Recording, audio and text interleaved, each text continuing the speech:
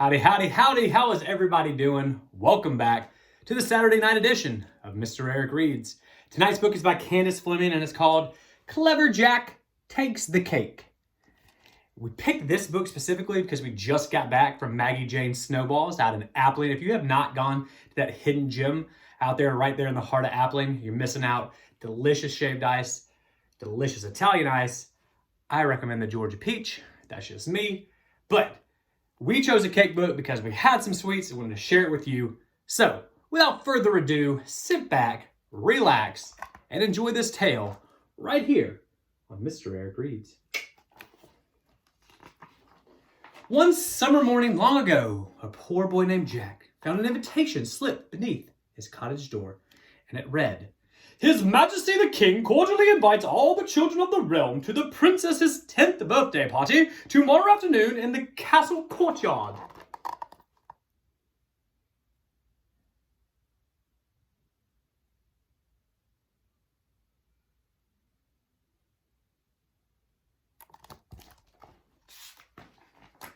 "A party?" exclaimed Jack. "For the princess?" His mother sighed. "What a shame that you can't go." "But why not?" asked Jack. "Because you've nothing fine to give her," his mother replied, "and no money to buy a gift." Jack had to admit that his mother was right. His pockets were empty except for the matchsticks he always carried. As for their few belongings, a spinning wheel, a threadbare quilt, and a pitted axe, what princess would want those? The boy thought for a moment. "Then I'll make her something," he declared. "I will make her a cake." "But from what?"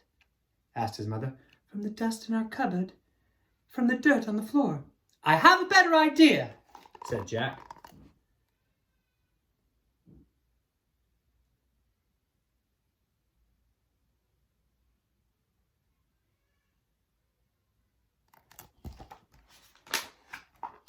And that same morning, he traded his axe for 2 bags of sugar and his quilt for a sack of flour. He gave the hen an extra handful of seed in exchange for 2 fresh eggs. And he kissed the cow on the nose for a pail of her sweetest milk. He gathered walnuts, he dipped candles, and in the strawberry patch he searched, and he searched, and he searched until he found the reddest, juiciest, most succulent strawberry in the land. "Delicious!" as Jack plucked it from the stem.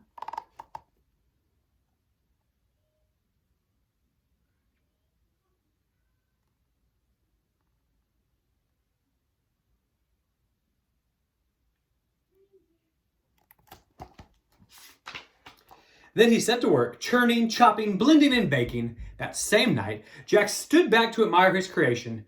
2 layers of golden sweet cake covered in buttery frosting and ringed with 10 tiny candles. Across the cake's top, walnuts spelled out, "Happy birthday, princess." And in the very center, in the place of honor, sat the succulent strawberry.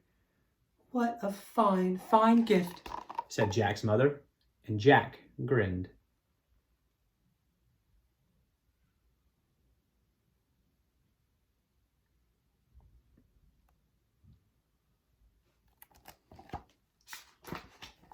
Early the next morning, with combed hair and a clean shirt, Jack set off for the castle, holding the cake proudly before him. Before long, he came to a bloom-speckled meadow. "Perhaps I should pick a bouquet for the princess," thought Jack, just as 24 blackbirds rose into the air. Like a sudden storm cloud, they swirled around the cake, pecking and nipping and flapping and picking. "Get back! Get back!" hollered Jack. "I'm taking this cake to the princess!" "Caw-caw! Caw-caw! Caw-caw!" cackled the birds. And as quickly as they had come, they were gone, taking with them the walnuts that spelled, "Happy birthday, princess."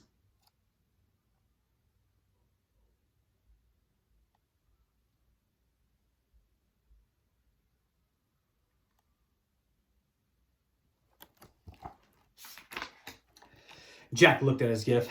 "Well, at least I still have 2 layers of cake, 10 candles, and a succulent strawberry," he said. Holding the cake proudly before him, Jack continued on to the castle. Before long, he came to a bridge. "Toll!" a voice demanded, and then out stepped a wild-haired troll. "No one crosses my bridge without paying." "But I haven't any money, said Jack. The troll licked his lips. But you do have cake. But I'm taking this to the princess, said Jack. And just how will you get there?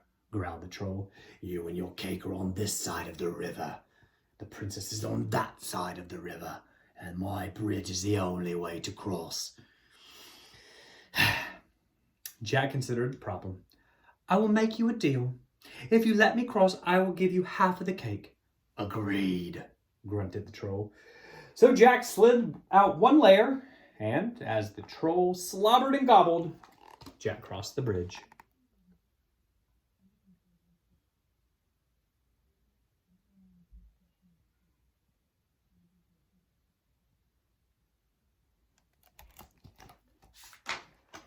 On the other side, he looked down at his gift. Well, at least I still have a layer of cake, 10 candles, and a succulent strawberry, he said. Holding the cake proudly before him, Jack continued on to the castle. But before long, he came to a forest. No birds were chirping here, and no squirrels chittered. As if it were under a spell, the entire woods lay silent, sleeping. Only the wind seemed to whisper,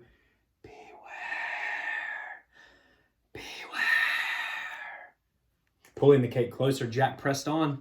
The road grew narrower, the trees grew thicker, the light grew dimmer. Soon it was so dark that Jack couldn't see the cake in front of his face. Turn back, said the wind. Turn back. But I can't, cried Jack. I'm taking this cake to the princess. And he reached into his pocket for a matchstick, struck it on his shoe, and lit one of the 10 candles.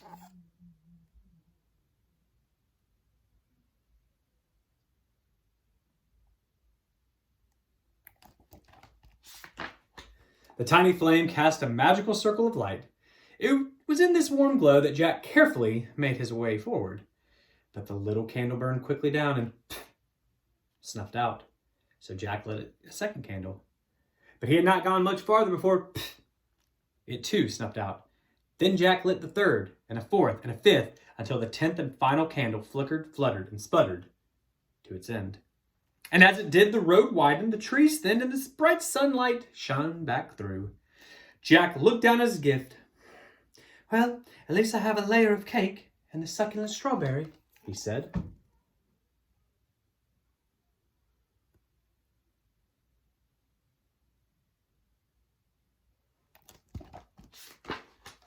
Holding the cake proudly before him, Jack continued on to the castle. Before long, he came to a clearing. Good morning, young sir, called out an old gypsy woman. Have you seen Samson dance? At the sound of his name, the bear beside her rose up on his hind legs. No, I don't have time, replied Jack. I'm taking this cake to the princess. Then we shall make it a quick jig, said the gypsy, snatching up her concertina. Oompa, wheezed the instrument. Shuffle, shuffle, kick, danced the bear. Tap, tap, tap, tap, tap, went Jack's foot as he sat the cake down to dance with his new friends, and then romp, romp. Hey, that bear ate the princess's cake, cried Jack.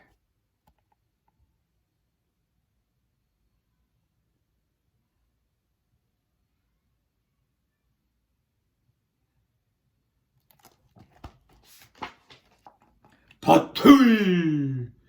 But not the strawberry, said the gypsy. Samson hates fruit.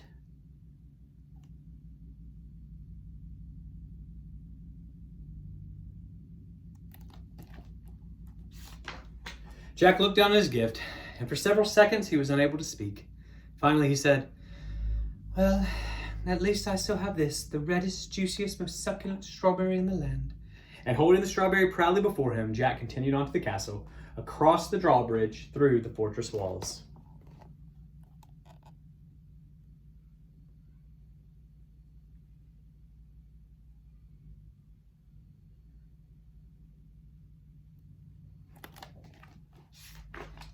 Straight into the courtyard. Oh my goodness, what a sight. There, smack in the center of all the merry festivities, sat the princess on her velvet throne. A long line of guests stretched before her. One by one, they presented her with their gifts, each more fabulous than the last. But even the most magnificent treasures did not seem to interest her highness. More rubies, she said with a bored yawn.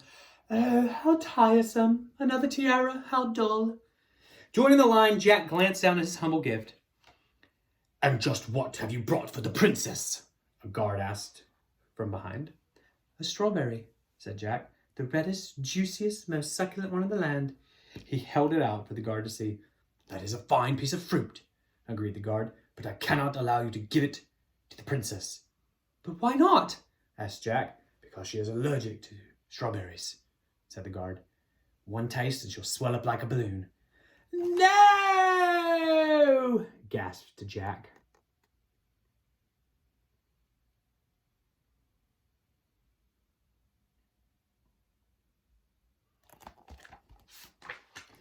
Yes, said the guard. I'm sorry, but you'll have to give it to me.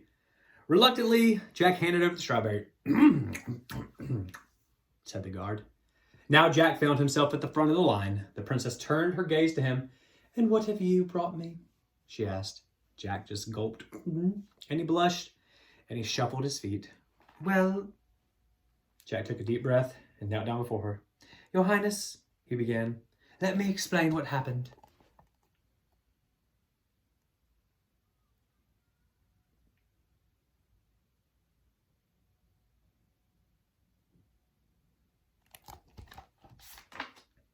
And he told the princess about trading the ingredients to bake a sweet golden cake for her. He told her about the swirling storm of blackbirds, the wild-haired troll in the dark, dark wood. He told her about the old gypsy woman and her concertina, and the bear who loved to dance and eat cake but hated fruit. And in the end, said Jack, I still had the succulent strawberry, but... The boy sighed. You're allergic to strawberry. He waited for her to yawn. So the guard ate it, he concluded.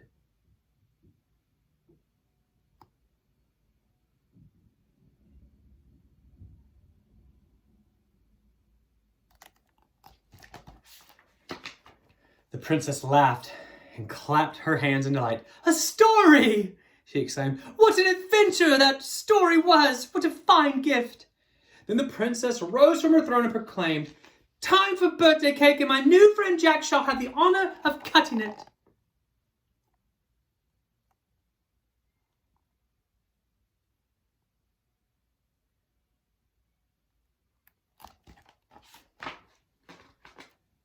The end.